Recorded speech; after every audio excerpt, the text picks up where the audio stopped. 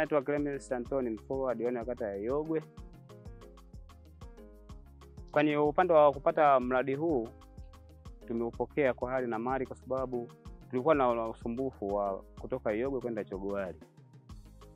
Hapo mwanzo kulikuwa hakuna barabara ambayo inaweza kutusaidia, lakini tukaunganishwa na wenzetu wa TARURA kuifungua, lakini tumelalamika sana. Matokeo yake Mungu akatujalia ndugu zetu wafadhili wa Benki ya Dunia kuweza kutusaidia kwenye mradi huu.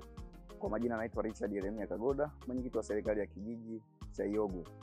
Kwa hiyo kwanza, kwa niaba ya wananchi wote, nipende kutoa shukrani kwa huu mradi wa ujenzi wa daraja hapa. Kwa maana kabla ya daraja hii kujengwa, wananchi walikuwa wanapata shida mbalimbali. Kwanza ukianza hapo mbele kidogo, unaona kuna kisima cha maji. Kwa hiyo wananchi kipindi maji yakijaa walikuwa wanashindwa kuvuka na kuchota maji. Lakini pia huku ndiko tunakotegemea zaidi. Ukivuka hii barabara kwenda huko, kuna maeneo ya Masimbani, Kilama, Chogowari, na ndiko tunakotegemea asilimia kubwa kwa shughuli za kilimo.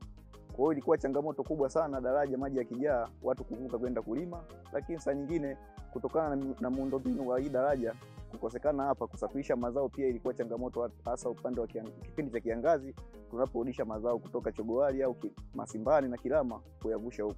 Kwa hiyo kwa namna moja ama nyingine, kupitia hii tu daraja wananchi walikuwa wanaathirika sana kwenye masuala ya uchumi. Naitwa Jelian Jansoni Muhadu, ni mkazi wa kitongoji cha Ibongo. Wakati daraja bado halijajengwa, wamama tulikuwa tunapata shida sana. Maji yakijaa, sisi hatuwezi tukavuka kwenda kuchota maji kwenye kisima kile. Na wamama wanapohitaji huduma ya kwenda zahanati ya Iyogwe, hawawezi kupita kwa sababu maji yamejaa. Mpaka tupate wafadhili wavulana watubushe kwenye maji, ndipo wagonjwa wakapate matibabu kule zahanati ya Iyogwe.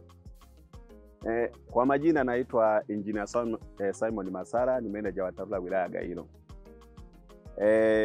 Wilaya ya Gairo tuna mtandao wa barabara wa kilomita 987.3 ambapo tunazihudumia kwa maana ya kujenga changalawe, kuna barabara za kawaida za udongo, kuna maeneo tunajenga makarabati na madaraja sehemu mbalimbali.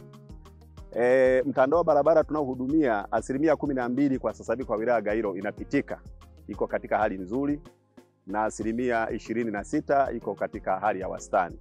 Linabaki asilimia 62 ambao ni barabara za udongo ambapo zinapitika kwa wakati ambao wa kiangazi. Wilaya ya Gairo tuna budget ambao kabla tulikuwa tunapokea milioni 670 kwa mwaka mzima.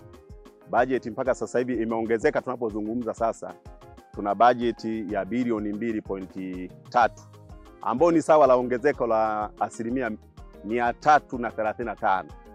Kwa hiyo tunaishukuru sana serikali ya awamu ya 6 ambapo imetuvusha kutoka kwenye asilimia kidogo hiyo 670 mpaka sasa tumeenda kwenye asilimia kubwa ili tufungue barabara za wilaya ya Gairo.